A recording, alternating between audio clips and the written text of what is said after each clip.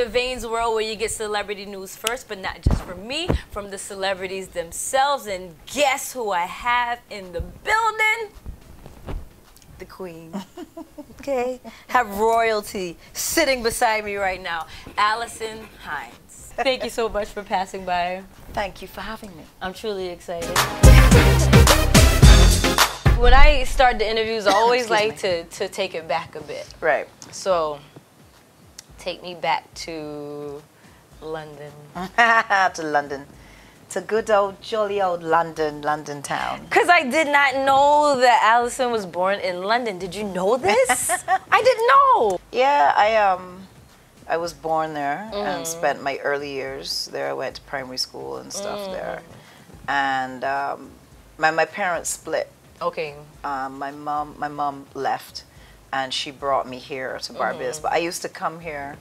She and I used to come here on vacation for my summer vacation every year. Yeah. And so, for me, it was regular to come on these, to come at summer, spend the summer. And I fell in love with Barbados, and I used to cry really badly. When you were leaving? Bawl, yes. Yeah. Like snot coming down, like the whole was all of that. Like I just did not want to go back to England because Barbados is such a beautiful place, and the beaches and the food and the weather and you know, the people and the weather and you know, you can't get away from it. And back to the weather. And back to the weather and you know. Yeah. And so then when my mom, one visit, she said that we were staying, and I was like, Mom, don't mess with me. don't mess with me. Yeah. She's like, you know, we're gonna stay, you know. And I was like, yay! And I didn't miss England like 1 second. No, I can't even lie to you. Like because also I have a lot of family here. At the time when I used to come on vacation, my grandmother on my dad's side, she was alive at the time. Yeah. She would have since passed away. But I have a lot of cousins, aunts and uncles, you know, so I think that is what really helped me to acclimatize that much better. I mean, of course, there was quite a bit of culture shock when I first came. That was understandable. Coming from England, I was a very British child. Yes. You know, I was quite British. And I came here and, you know, saw my first centipede and millipede and mosquitoes and all those unpleasant things. But then there was good stuff like mangoes and and you know, the fruits and the food and the beach. I lived at the beach. The weather and the beaches. Yeah, that got me. That was, it was like anything else could happen after that. Yeah.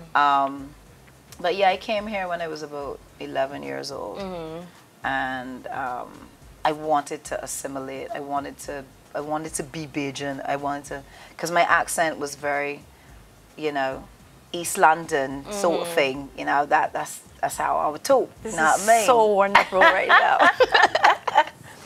So, you know, a little British kid coming from London, coming to Barbados, and going through all of that, and then of course becoming Bajan. You know. So coming here as a foreigner, well, I would have some experience with that. Even though, like, my whole family is, or most of my family is from Barbados. Right. You know.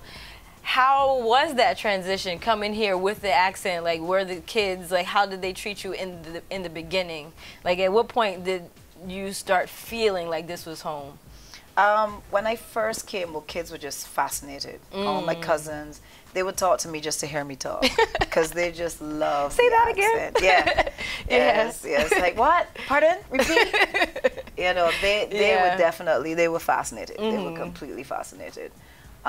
So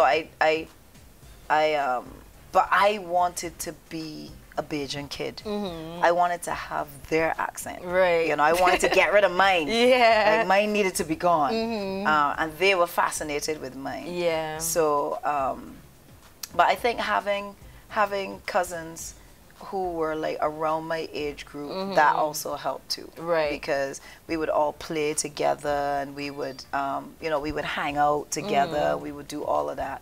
And so that helped my transition. Right. That helped me to So by the time I started to go to school here, the accent wasn't completely gone, but it was going. And of course, obviously, once I got to school, it's over. Well, that was it. It's a wrap after that. Yeah. So, I mean, we might need a part 2 for this. We just might. Because I really just learned so much. But just a throw-off question. Not really throw-off, but what was your first job? And actually, I worked at Clico. Oh, okay. I worked at Clico Insurance. Lord. I was a lowly filing clerk. It was the most boring job in the entire world. Next to watching paint dry and grass grow. Yes. Like, it was so mind-numbingly boring. And but I decided to try it. Yeah. My mom was working there at the time, and I thought, okay, you know, I just left school. I'm gonna, you know, try the 8 to 5 thing for a little bit.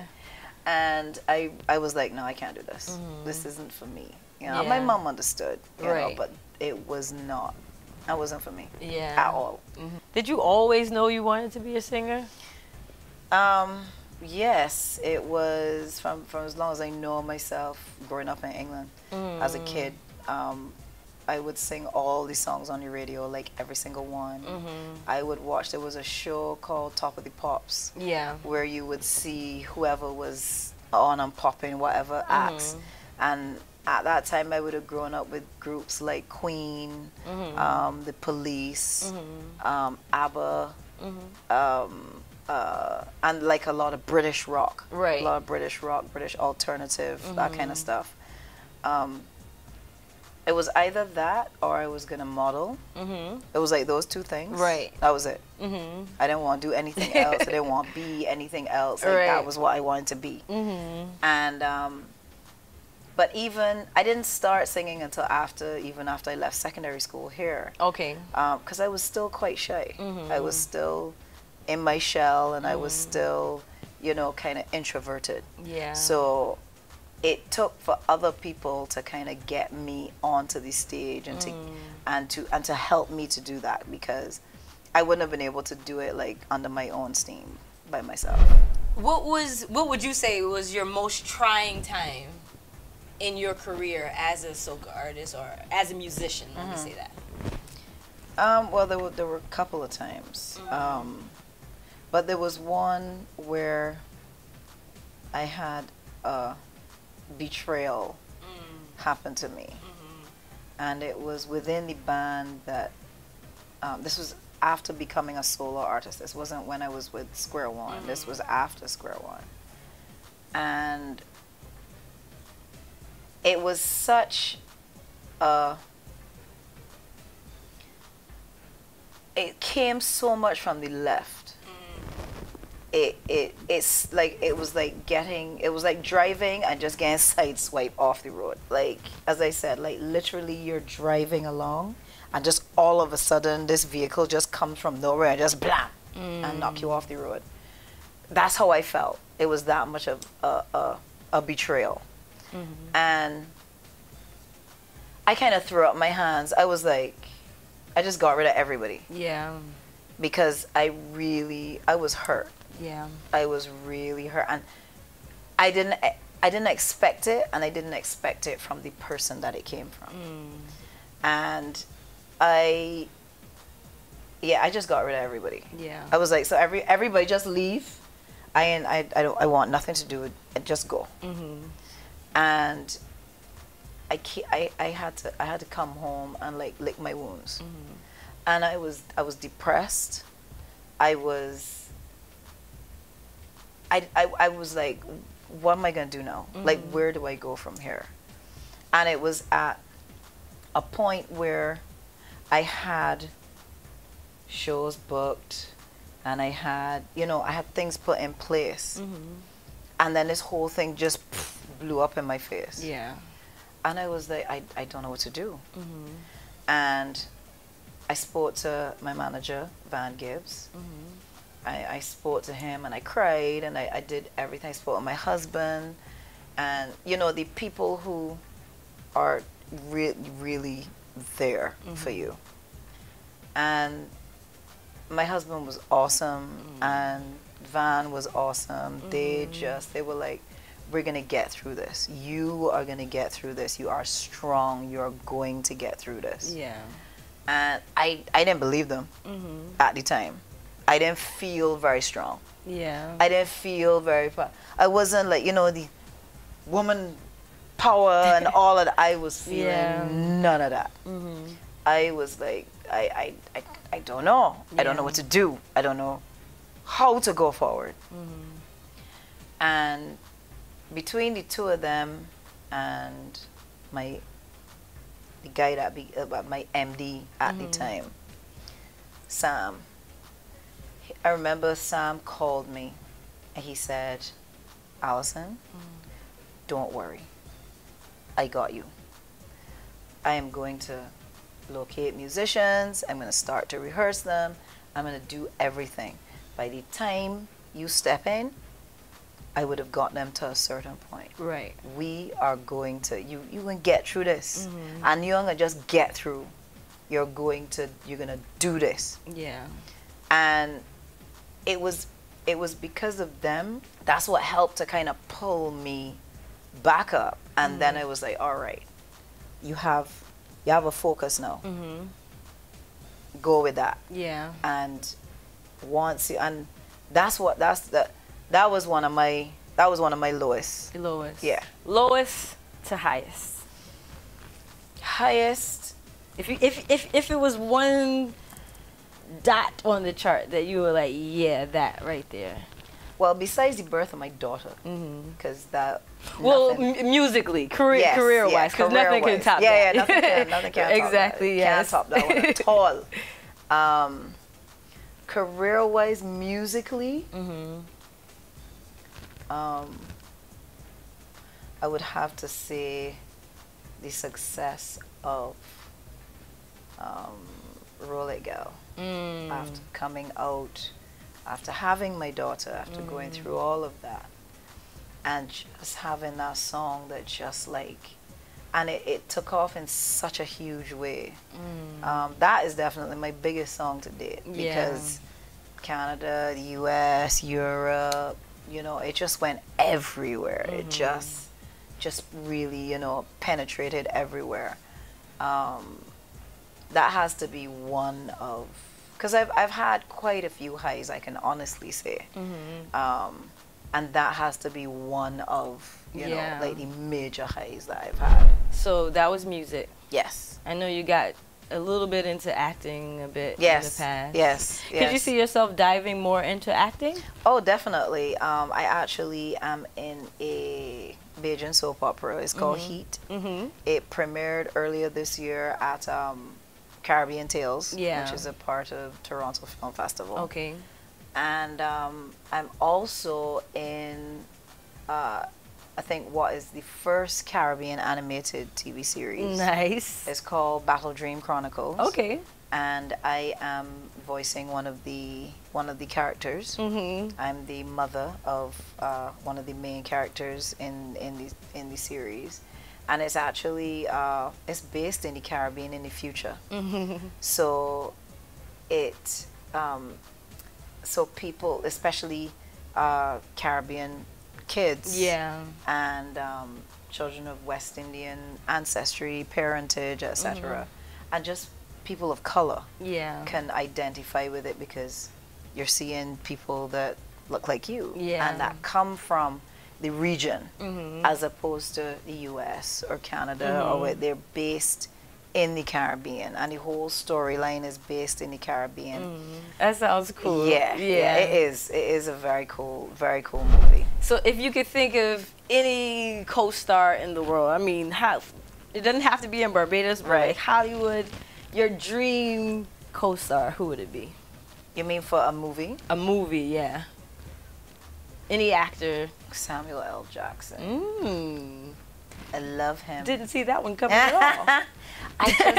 I just like the way, I love his, he's so strong, like the kind of parts that he plays are always, they're either strong and really good, or they're strong and really bad. Yeah. And you love him either way. You know, true. if he's the bad guy, it's like, yeah.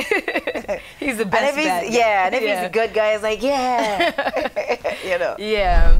All right. So, you know, on Vayne's World, we like to turn it up a little bit, have a little fun. Alison Hinds is still here, and we're going to put her in the fire seat. So I have a couple questions. Okay. Fun questions. Okay. If you were invisible for one day, what's the naughtiest thing you would do? I want to hear this answer. Okay, what would I do?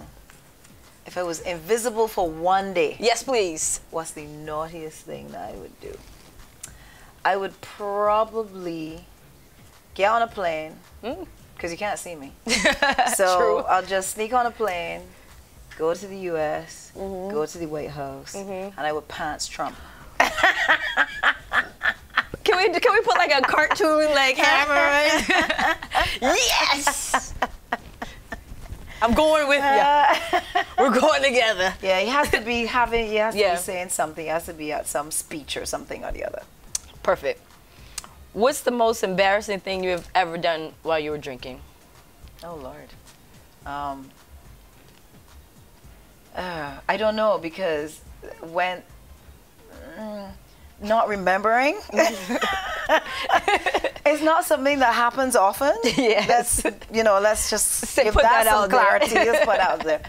But there's once or twice that I didn't remember. Yeah, Something. and I was told then, that I gave a mini concert. Oh. And if my friend didn't stop me, I would have like just kind of sung for the whole night. Yeah. I was like, I could sing and be drunk. That's amazing. What has been your most awkward celebrity encounter? Have I had any of those? I've met a few celebrities in my time. I don't think I've actually ever really had An awkward moment? No. Nothing weird? Not really. That I can think of. Yeah. Oh, wait, hold on. I was surprised by, I have a friend who lives in New York.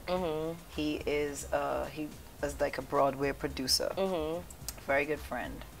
And I watched Scandal. Okay. And everybody loves Scandal. And this is from the earlier seasons. Yes. And Norm Lewis, who played Olivia's, I guess boyfriend, fiance. Right. Right, on the show. I didn't know that, I knew that he knew Norm. And I was at my friend's apartment, and we were sitting down talking, and he was like, "You like Scandal?" And I'm like, yeah. He's like, "So do you watch it?" I was like, "Yeah, I love Scandal." And the bell goes, ding dong. He's like, "Alison gonna answer the door for me." So I'm like, "Cool, no problem." Yes. I open the door, and Norm Lewis is there standing up. Wow. I almost passed out. I was like, my friend's name is Chapman. I was like, "Chapman." He was laughing. He was laughing.